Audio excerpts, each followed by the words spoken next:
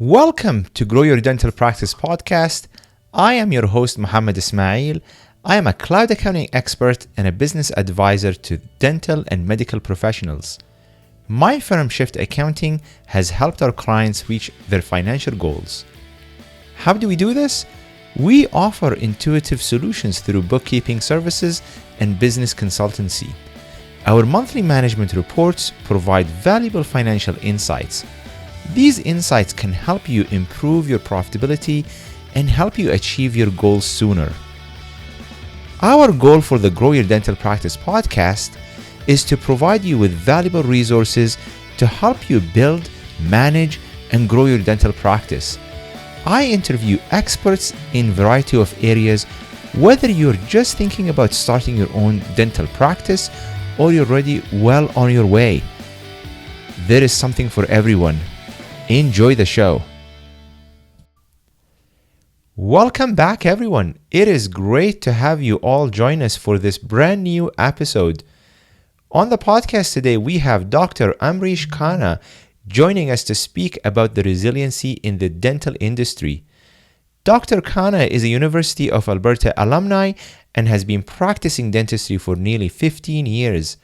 He leads with his core values of inspire, influence, educate, by not only working as an experienced dental clinician, but also as an innovator and an educator.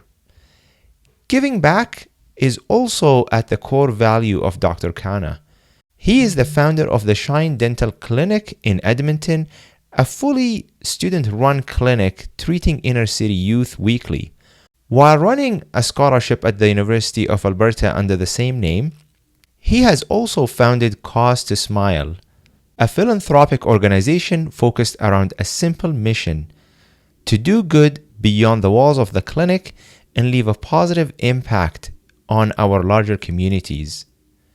We are so excited to have you join us today to speak to us more about the work you do and why resiliency is profoundly important in this profession. Hey, Mohammed, thanks so much for having me on your podcast today. I'm really excited to be here and excited for chatting with you today. That's awesome. The journey of an entrepreneur is a wild roller coaster. It's full of ups and downs, excitements, lots of worry, sleepless nights. The journey is also a self discovery and a personal growth. You had your fair share of obstacles as you're starting out as a dentalpreneur. You are the co founder of two dental clinics and the founder of an exciting technology startup. You also have a coaching and mentoring program. You still have time to lead a charity. Amrish, where does this drive come from? I know we always joke about I don't get enough sleep. So that's what keeps me going and fueling. No, but I love what I do. I love being a dentist. I love learning and just finding ways to constantly give back. And I think being able to give back to the community, give back to colleagues, and help them improve what they're doing within their businesses and their themselves as clinician is, I think, what really fuels me because I feel like there's multiple little buckets that provide the fuel to keep us going and keep us going through the difficult times. Like a lot of us have gone through a really challenging time over the past year.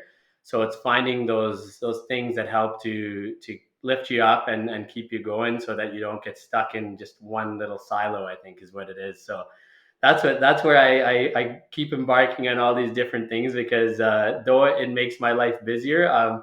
I do find it makes my life a lot more fulfilling and exciting at the same time too. Amrisha, I know COVID was a really hard time for everybody, but I think for you, you kind of went through, kind of disasters before, right? So tell me about the journey. Tell me about, when you started with the new office. What happened then? Yeah, absolutely. So I've been practicing in Calgary now since 2008. So graduated 2007 from University of Alberta. I did a general practice residency out at the Montefiore Medical Center, Albert Einstein College of Medicine, New York. Came back here in 2008. So worked as an associate for about 5 years. And in 2012, we came across our first opportunity to be able to embark on practice ownership. So jumped on that opportunity with my brother and my wife. So my brother Vic and my wife Anuja both are dentists as well too, and we said, hey, it's time to start that entrepreneurial journey and see what we've learned so far. And it was cool coming that the three of us had all worked at different practices and had great mentors and had learned lots of different things. So we bought our first clinic from a retiring dentist in Mission in Calgary here. And yeah, we jumped in head and feet first. And about a year later, our practice got hit pretty bad with the flood that hit Calgary in 2013. So that was the first big challenge, I should say, that we that hit us. So our practice is a couple steps sub ground, and we were about a half a block away from the overland flooding, but the storm sewers backed up, flooded the whole first floor of the building, and we were in there trying to scoop and shovel water out and sandbags and the whole thing and trying to see. We just young dentists sunk a lot of money into opening our first clinic and watching it get flooded away. So that was a very challenging, pivotal moment, I think, in our life for sure, because it started the next whole year for us from 2013 to 2014, where we had to really roll up our sleeves and learn a lot more about running a business than probably many dentists ever have to learn about in their entire practicing careers. So What was going through your mind as, like I'm just picturing this, buying a practice is expensive. It's your baby, and now it's disaster. What was going through your mind? Like, how are you navigating that? at the time, I mean, it was extremely stressful because you had no idea. You're thrown into uncertainty at its max, right? Like you had no idea what was going to happen. What did this mean? I mean, our practice wasn't, filled to the brim with water, but, we had enough, couple feet of water, enough that with all the, stuff that was in the water and everything, that we knew, okay, this is going to put us out for a little while. And we just didn't know at the time, like, how long are we talking about? And then as everything started to materialize, even within the city, and understanding, all the remediation and things that are required around dealing with water and issues with water and so on, all of this, we started to have to try to slowly figure things out. So our first thing that I think we really jumped into was, okay, we need to find a way to keep taking care of our patients, and we need to keep the practice going one way or another, because we can't just shut our doors completely and just, be non-existent, because that is our livelihood. And, we need to ensure our patients' needs are taken care of. And at the same note, we don't want them leaving and just going and finding another practice and thinking we're not around. So we found a way to remotely move our server around from to different colleagues' practices, where they would give us a day or two a week to try to use a dental chair, and just say, hey, okay, we moved our whole team, and they'd give us a small office where our admin would be on the phone calling patients and rejigging the schedule and all that. But then as the time went on, then you started realizing, okay, this is going to be longer than we thought it's going to be. So then going through the steps of remediation and all that, then it became like, okay, this is not going to be a month or two that we're out and we're back into the practice again. This is going to be a long haul. And that long haul turned out to be almost, 10 months. Like, we were officially out of a formal location to practice for about 2.5 months, from when it happened in June till about end of August. And at that point, again, just, putting our minds together, the three of us, to figure out, well, what are we going to do to keep this place going? So we set up a temporary clinic in a building that was about a block just across the road from our current space. And at that point, we knew, okay, we're going to rebuild this practice. Well, we need somewhere to, put a few chairs down and then just get working so we could keep moving. And because of the location that we were in, I mean, our patients, as a majority, were quite understanding, because, unfortunately, a lot of them had been affected by the flood in some way or another as well too. So the community, they really saw and they understood, and they knew that if they're running around here and there, that, we were doing the best we could, and then just making sure they were taken care of. So temporary clinic kicked off in September. And I always say, I guess, what is that saying? They say bad things come in threes. So we had the flood of the office, the condos that myself and Anuja and then my brother lived a block from us at the time, our condo buildings also were flooded and got evacuated. So we had two. So we were like, okay, so something could happen. So there was a call one day in September, only weeks after we set this temporary clinic up, getting a call early one morning from our admin saying, there's water like pouring into the clinic right now. And we were on the eighth floor of a building. So we were just like, what is going on? And it turned out there was a dental clinic a couple floors above it that one of the pipes burst and flooded directly down, three floors down and into our new space. So we had put down this laminate flooring over a carpet and everything. So we had to go back in there, rip it out, cut drywall again, do the whole thing. So after that, we're like, nobody tell us anything about water problems ever again. Amrish, going through this experience, I mean, honestly, it's few years, back, and I'm sure you guys have recovered, and then you get COVID. Okay, do you think COVID was absolutely stressful, for everybody? Did you feel like I got this? I've been through a lot of scenarios where I have to shut down my clinic multiple times. Okay, now we have to shut down again because of COVID. Did you feel like you're a little bit more comfortable? Yeah, I think absolutely, and in some sense, for sure. I mean, they were under completely different circumstances, of course, right? But the just the little things about like what do you do to make sure you capture your schedule, and because you know that there's going to be accounting needs that are required to look back retroactively, insurance, all these different things, and how to stop and rebook, and where do you go? Like we were able to, I think, pivot fairly quickly when it all happened last year. That would have been, yeah, like 13 years into practice for me almost. And I was said at the time that I want to take this as a moment to be different, because I don't want this closure to be the same as what happened the previous time. And I think, again, the circumstances around the fact that we were collectively as a entire world affected by this, there was some degree of more understanding around it. Mm, Whereas, the first time around, our local community understood what we were going through, but the world was going on normally around us. So people didn't really get it, like to the extent of like what happens when your life is flipped upside down in that way, right?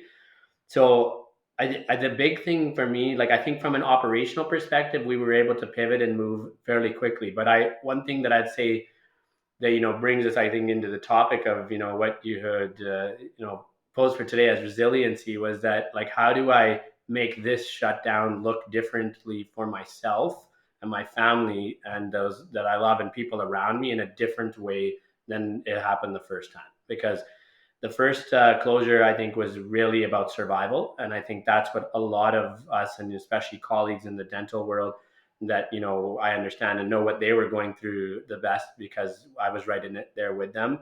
It was about survival. It's like, what do you do, right? Like tomorrow, and we didn't have to worry so much so about patients not understanding, because they were also sitting at home and everybody was shut down and closed, right? But we still had to deal with emergencies. We still had to manage the staff, and that was even the first time. It's like, you have this business that has been shut down, but how do it's very easy to get caught up in your own headspace around like the uncertainty and the stress and what's going on inside you. But then as a leader of your business too, you have to say, hey, you have all these other people that are looking to you specifically for to know that things are going to be okay, right? absolutely. And how do you find that balance between making sure that they're okay, but also not taking responsibility upon yourself for stuff that we don't have control over, because Mm, things are changing day by day. And even as we were going through the closure and then the reopening and all that stuff last year, I mean, there was a lot going on there. So I think, when you look at resilience and adapting and facing, difficulties, how do you overcome adversity, overcome stress? A big shift that I think I took last year, like, you said, were you prepared going into it? I was prepared going into it from an operational perspective, but I think I was more aware going into it just from a mindset perspective last year mm, than I was the first time, because the first time was extremely stressful. And I mean, then you're rebuilding the clinic, and you're getting emails in the middle of the night from contractors, and your phone's buzzing, and like I get anxiety from my phone just like with the amount of emails. So that this time I think it was really about that self-care, that self-management, and making sure the people around you were okay. And we did a lot for our team the previous time too, but this time really focusing on maintaining that mental resilience yourself. And I think that's where it's important as a leader, because we have to support those around us. They look to us for support. They look to us for their agreement, everything. Are you okay with the audio there? Yeah, yeah, I'm okay. Okay, sorry, my little one is running around. It gets a little loud here. No. But yeah, so I think that was a big thing there. So just maintaining that mental, like, sort of inner game, while also working on the outer game of what we need to do with, taking care of the business, taking care of the people, taking care of, preparing ourselves for reopening, preparing ourselves for what we needed to do. So I guess to sum that up, a big shift that I think I found in the pandemic closure versus the flood closure was being more proactive around managing what we need to manage ourselves, understanding and adapting around what we cannot control, and then being proactive on setting ourselves up for success thereafter. Because even with the last time, you go through the tough times, but you're going to reopen again at some point. And that's where I really, focused on. And even with a group of colleagues, I set up a study group at the time called Trajectory Thursdays. With we were all doing nothing, so I just said, hey, let's all meet on a Thursday. And it facilitated a group of about 20, 30 dentists where we would meet every Thursday and focus on the stages that we were in at the time in terms of survival. What did we need to make sure was taken care of? What do we need to do to plan and optimize and then relaunch, so that we can come out of this in a better way, rather than just being stuck in the stress and the uncertainty, and then all of a sudden we're set to reopen and you're just like, go, right? I as I'm hearing this, and I one burning question that I have is, how do you stay focused and motivated to keep going? I mean, many people who go through, challenging time will say, you know what, I'll just resign. I'm just gonna go back to an associate. I'm not gonna worry about, the owning a clinic. Somebody with your skill set. I mean, my gosh, like, many dental clinics will take you as a fantastic associate who can do a lot of treatments. You know, which is, for many people, it's a great career plan, to just stay in as an associate, don't worry about the stress. How do you stay motivated and focused and just want to keep going? Yeah, I think in terms of maintaining that real focus and motivation around all of where we want to go, despite the challenges that we are going through.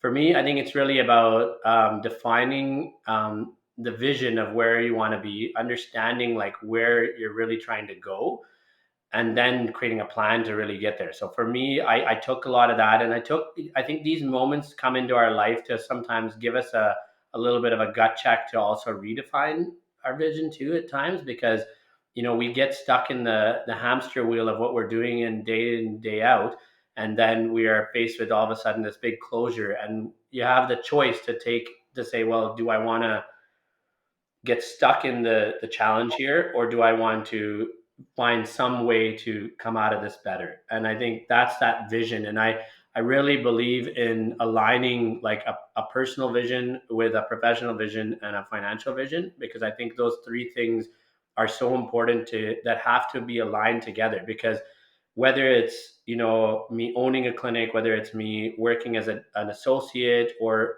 doing anything else, we're all here to make a living doing something, but we're here to serve the life that we truly want personally, and we know we need a certain amount of money to do that. So I think the big thing that kept me motivated was I really put a lot of thought to what are those things, like I was mentioning, jokingly at the start of the call here, about what fuel me.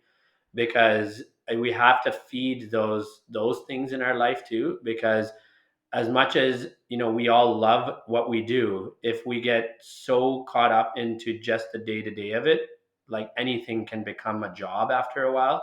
and it doesn't become something that, fuels our passion, that we feel that same excitement about seeing patients and what we were doing when we first graduated and started working, because now we're not only seeing patients, we're bogged down by the P&L and then the HR issues and the operational stuff, and then the compressor needs fixing and that thing's not working, and then, et cetera, et cetera, et cetera. So it's very easy to, I think, get taken away from that. So I call it almost like that beacon of light that, you have to be able to see where you're going and then keep your eyes on that. Because what I do is I just put a lot of focus to that, because then I know despite the ups and downs, I'm still moving in that direction that I know is ultimately going to give me that life and impact and the family life and everything that I want. So talk to me about the discovery phase of this, three-piece alignment, okay, between your work, between your passion, between, your life, your family.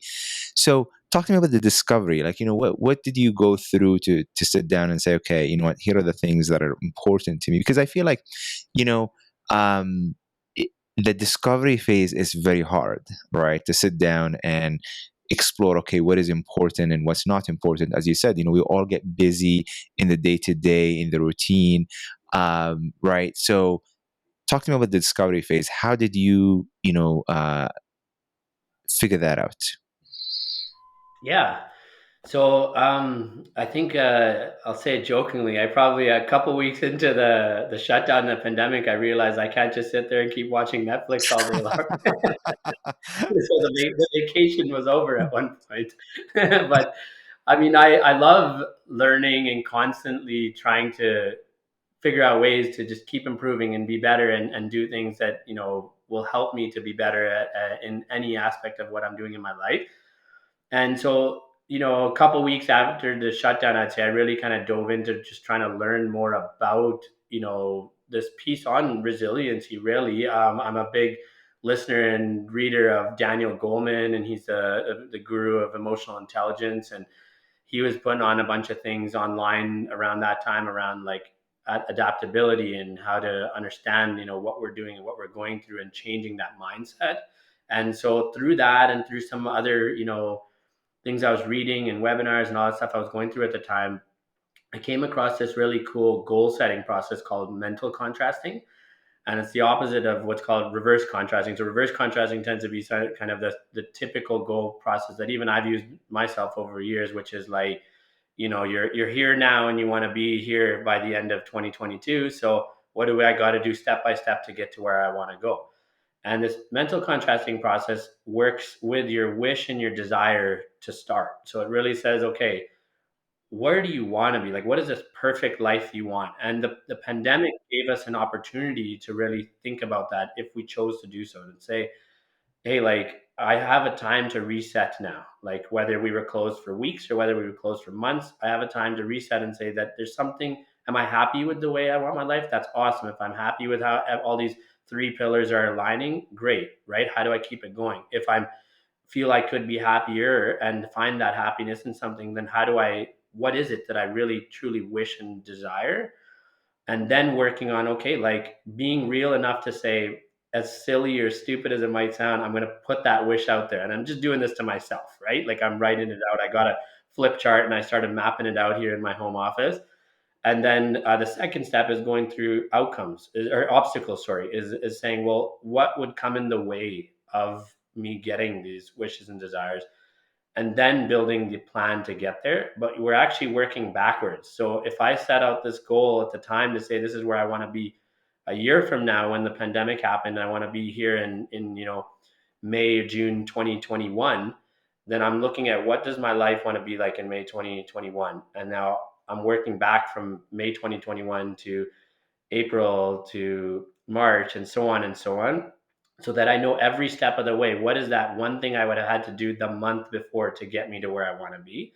And in reading about this and listening about this process more, it sounds simple, but it has something to do with the research that they've done around the shift in your brain, and it's just like how you're shifting to a future positive state of thinking versus where you are now, and we focus more on like all the things that might come in the way versus being like, hey, it's my vision, my goal, that's at the end of where I want to be. So that's really what I did in going into the whole discovery process. And then that's where I kind of just mapped out, here's my personal desires. This is what I want my family life to look like with my wife and my kids and my extended family and everyone. And these are the things that fuel me in terms of giving back to the community. And this is what I want my professional life to look like, because I have ideas and I want to do these things, but maybe I just haven't acted on it yet because I always said I didn't have the time to do it, right? And then, Absolutely.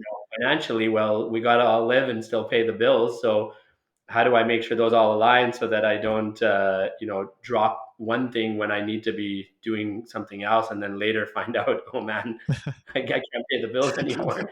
Yeah, either. So Amrish, yeah, this is very interesting. My wife and I, 10 years ago, we were in Dubai, and we were sitting in a coffee shop, and it was just early stage of our marriage, and it was like we actually took a piece of napkin and we wrote out all our goals that we want to achieve, kind of over the next 5 to 7 years. And the funny thing is, everything that we wrote down actually happened. Okay. So the fact that, putting something out there, I know it sounds like, okay, what is that? But I'm a, I experienced that myself. And I agree with you. I don't know how. I mean, it does happen. It does have an impact. And now me and my wife, we decided to make this a habit every 10 years, right?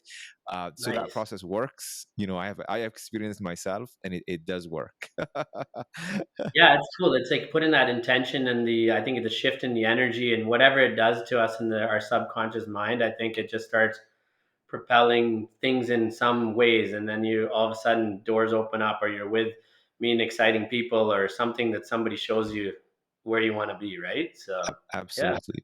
So that's very cool. I want to go back to that resiliency piece, right? Is that something that you developed, through your experiences and through, what you were going through, or is that something was always in you? I think a bit of both. That I was brought up, I think, in a way. My parents were always very supportive, and my dad especially was very much about setting goals and finding ways. You put your mind to it, and you'll do whatever you got to do to get there, right? So I had this, I think, determination and perseverance that was ingrained within me, and even I used to be a really serious soccer player in my early days. So luckily, I didn't try out for the national team or go into playing for in the World Cup, and decided to do dentistry instead. Is probably a good choice. But I played soccer for many years, and I think even through that, I always remember, like, I'd want to be better. I want to do things. So you'd keep working to always improve. So that mindset, I think, helped me through these tough times. But nor did I ever think that I would go through the tough times that I have gone through in the past 10 years either, right? Like, Mm. having a tough soccer game is very different than losing your practice and being shut down and going through a pandemic and these types of things. So I think that's where, I fortunate that I think I came into it with a mindset that allowed me to at least explore this place of resilience. But I do think resilience is something that you make a choice to be, and you make a choice to take on that mindset so that you can get through these tough times, and having that faith and knowing that you will get through this. Like the whole thing, this too shall pass, and it does, and it never seems like it at the time, and but there is always some silver lining and positive thing that comes from all these things. I mean, even looking back at the flood, I mean, the amount of stuff that we learned as business owners and clinicians, and what we had to do to kind of get through that. And then now looking at this past year, the amount of things that we have to learn. I mean, it was challenging. It was stressful. Like, I don't want to sound like I made it through it, with no times of stress, or it was easy for me. It was not easy. And I had my fair share of crazy moments throughout that time. But we're all human, but I think it's like how do you just keep resetting and coming back to it, right? And that's what I think I've learned over the past 10 years, especially, is like, well, we're gonna go through these tough times. You're gonna get through it, but then how do you keep that vision and that light of where you're trying to go, so that then you can reset yourself, bring yourself back to where you need to be to get to where you want to go, right? Absolutely. So, talk to me about, the sorry, there's three questions, and I'm trying to choose one of them, and I'm trying to prioritize in my head which one. So I'm gonna just pick one. So talk to me about, the pivot from, running a traditional dental practice to founding a technology company. Times are challenging. People don't have time just to balance between work and their family, and here you are with two clinics and a technology startup. Tell me about that. Yeah, I think, I will say, like, these difficult, challenging times, I think they call for resilience, as we just discussed. But I think through that resilience mindset, that's where it can really breed innovation and disruption to make things better, right? And I've been, with a lot of the stuff that, even we've worked on and chatted about over the years in terms of the financial optimization of a dental practice and that kind of thing. I think me as a data junkie. Like, I love my numbers and the data and all the spreadsheets and the KPIs and you name it. So I'm always looking at, like, taking a look at data and saying, well, how can we look at where we've been and where we're trying to go and predict things more effectively, and using past predictors to help us make a better future prediction for better outcomes and what we're trying to do. And so that's, for about, a year and a half, I've been kind of working with this thought on my head about, how do we really help optimize us as clinicians when it comes to um, bridging that gap between the inconsistencies that we see with us as practitioners when it comes to inconsistency in diagnosis and treatment planning, and inconsistency in production abilities that they reflect thereafter. And always diving into this thing of, like, why do some dentists do so well, and some are booked out for months and some are not, and they're always kind of in that sort of like week by week phase. And I think, I've felt like, in our profession, I think we have a little bit of a, what I would call, misconception around that. We think we need to do more. We need to add more tools to our toolkit to be better and up our game in order to get better at what we're doing. And we take more courses and we do all these different things. But are we really choosing the right, tools to add to our toolkit, when maybe that's not what our practice really needs and our patient really needs? How do we make that decision, right? And when we do go take this course and we do go do something, even if it's a basic fundamental CE course, there's amazing courses out there that I've even been to. The problem is the implementation rates of it are so slow. It's like you come back and you take it. I think statistically they say it's 11% of what you learn is actually implemented into your business, your life, or your clinical practice in our case.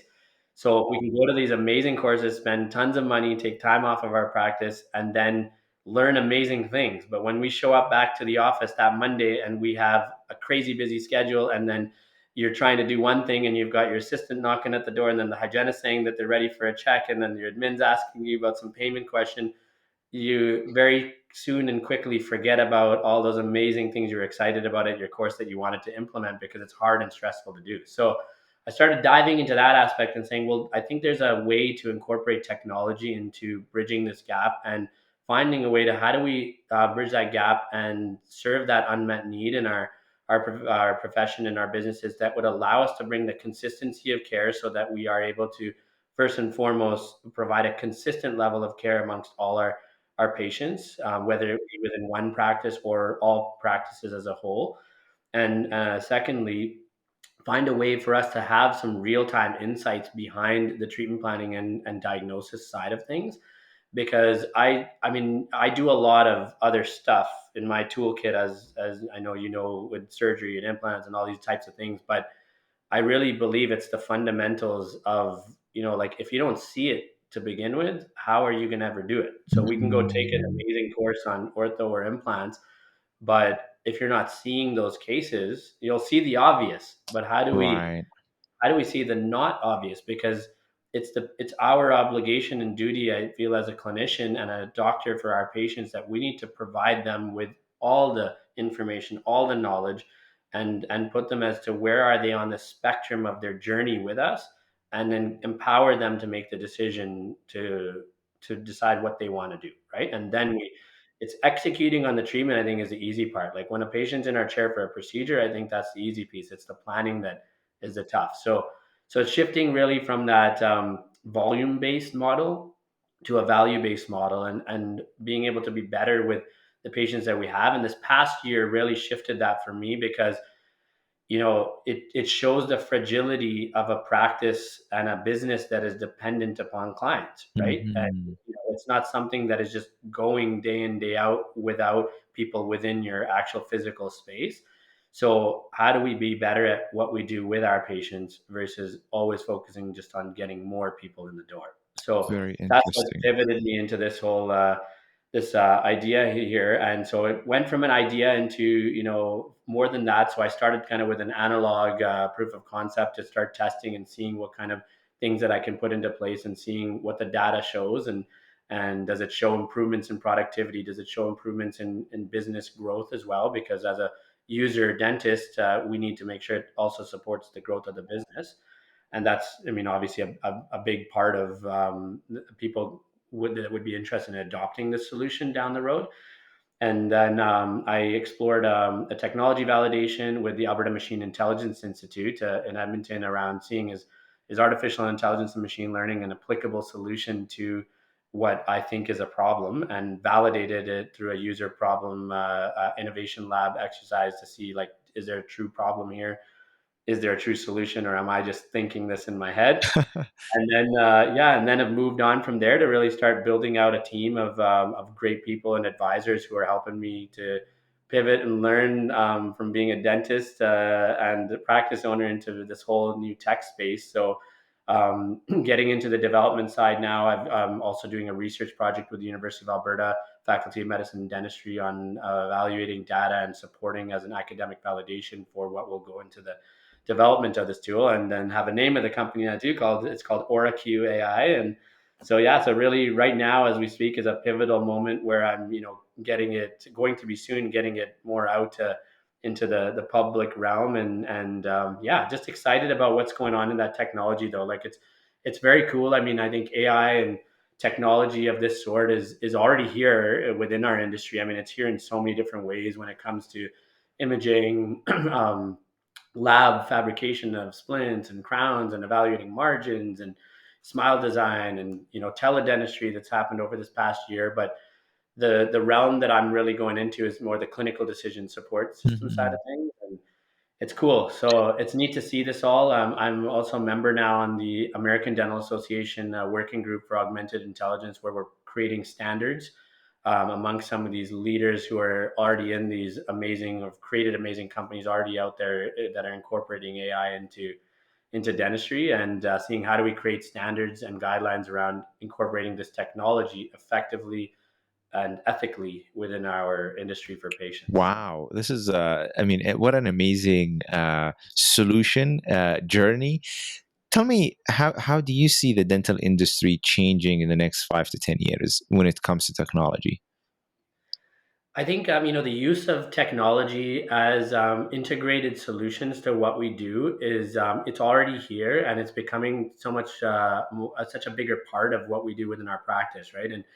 And so I think these different solutions that help us to optimize our businesses for one, and increase productivity is there. I mean, we talk about some of the solutions that we're using from the financial metric side of things, or helping with the recall side of things, and getting the schedule filled, all these types of things. So these are already here and coming, and I think that's only going to improve because there's the value in automating and improving people's ability to do their job and work better, and the whole patient experience side of things too.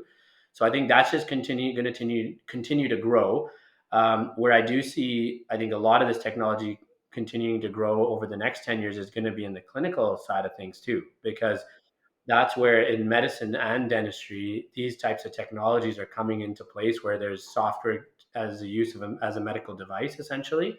And how do we validate these softwares to help us be better? So the term that gets thrown around in the AI world is two terms, I guess: augmented intelligence and predictive healthcare. And that's the area that I'm dabbling in with OraQ. And I think that's such a vast arena that it's only going to continue to grow. I mean, you're already seeing it in the radiographic side of things. Like, there are companies out there that are analyzing radiographic images within seconds and giving us information that it takes our minds time to process, right? So Mhm. being able to really determine when we do a digital scan of somebody's tooth, is that truly the margin? Is that where the margin needs to be, etc.? Planning ortho, I mean, you see it in Invisalign, right? And Right. what we're doing with digital orthodontic treatment planning and aligners. So this is where I think it's just going to continually grow. I think we're fortunate in dentistry that the adoption of it, I think, will occur a little bit quicker than probably in medicine, Mm. because we as dentists and team members and everybody in this whole industry are very comfortable with implementing and playing with different technology toys. Let's put it that way. Dentists seem to love their technology and their toys, and there's always some new gadget or something to use and something to have fun with and make us be better. So and because we're private practice practitioners primarily, and I mean, there's of course the larger entities with the corporate groups right now, but they're still managed on a private side. We have the ability to be able to implement, validate, test, do all these things in a easier way, I think, than what happens when you start entering the medical space with the governance and the bureaucracy around big hospital systems or health networks and things like that. So Right. So, I mean, this was really good insight on how you see things changing in the dental industry from technology. The industry is also changing, with consolidation and the business side. How do you see the next 5 to 10 years? yeah, I think, in looking at the data and what, the stats are out there on that side of things, I think consolidation is going to continue to a large degree. But I believe, from what I hear on the consolidation side, the corporate groups are still only trying to really capture, that 18 to 20% of the market. So there's still a large percent of the market that is always going to exist for, the single owner practitioners, or, the group type practices where maybe there's a few owners in a practice and that kind of thing. So I think that's still always going to be our majority. I do see that. I mean, we're blessed with the profession that we're in and the ability to be able to embark on business ownership without huge financial stressors and getting the financing that we can get and all those kind of things. I think will always be there.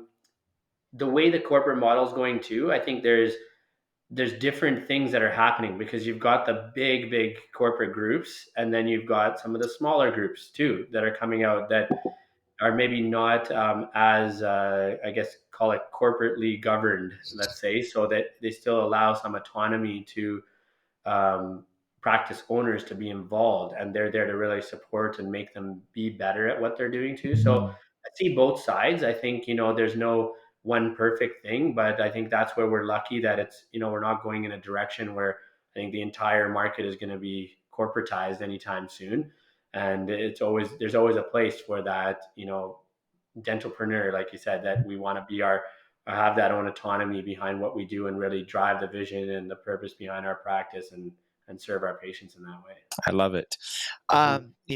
Amrish, you you do exciting things. You run the two clinics. You have a consulting program. You are part of a startup, and you also give back to the community. Talk to me about Smile, Cause to Smile. What is that about? And what impact do you wanna generate? Yeah, for sure. So giving back and community contribution has been again another core principle of mine that I've been brought up with, and it was always involved in some way to be able to give back to the community. And as I mentioned in the beginning of our call, those different pots that fuel us as going forward and getting through difficult times. And I've always found whenever I'm involved in doing something where I am giving back selflessly to the community, it fuels me and provides a passion in a way that, other pots don't. And it's not to say that that one is better or worse or something than the other, but I think these are all elements that need to be filled to keep, somebody like myself going. So, when I was in dental school, I founded a clinic there called the Shine Dental Clinic, that started back in, it would have been about 2004.